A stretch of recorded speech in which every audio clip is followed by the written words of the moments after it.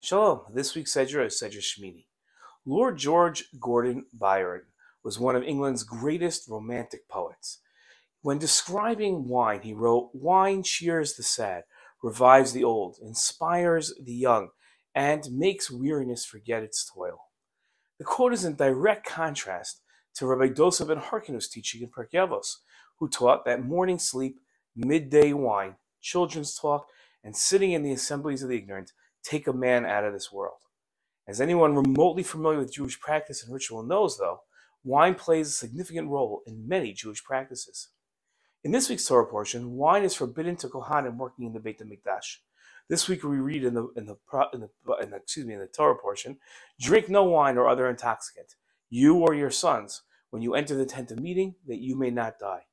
This is a law for all time throughout the ages.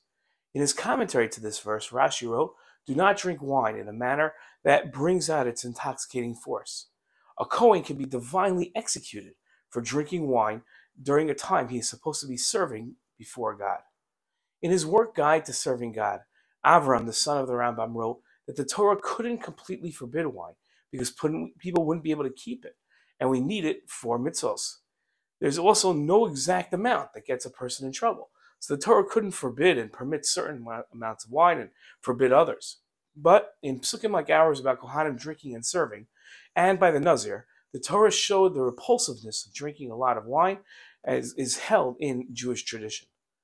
Avram, son of Rambam's words echo those of his father, who denigrated getting drunk in his Guide to the Perplexed, writing, "Wine may be treated as food, if taken as such, but to form parties for the purpose of drinking wine together must be considered more disgraceful than the unrestrained conduct of persons who in daylight meet in the same house undressed and naked.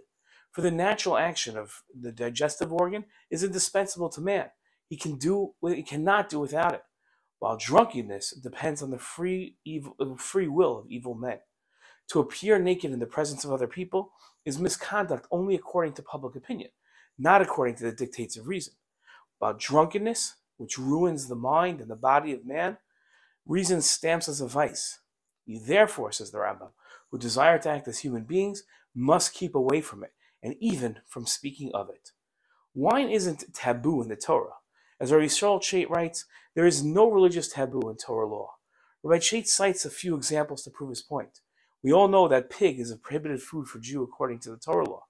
Yet, in Dvarim we read that when the Jewish people enter the land of Israel, they will find homes filled with all kinds of good things, which they will be able to partake of. The oral law identifies these good things as inclusive of foodstuffs, even pig. The people were permitted, upon entering the land, to consume all prohibited foods they find at the time. The Bible, interestingly enough, refers to these prohibited foods as good.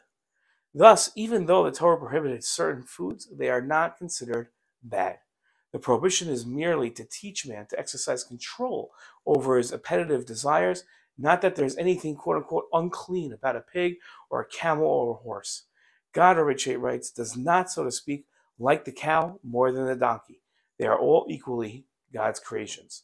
Taboo is an enigma to the Torah. The issue of wine is one of poor choices, not of taboo. The issue of wine in the Torah is an issue of choosing desires over improving oneself.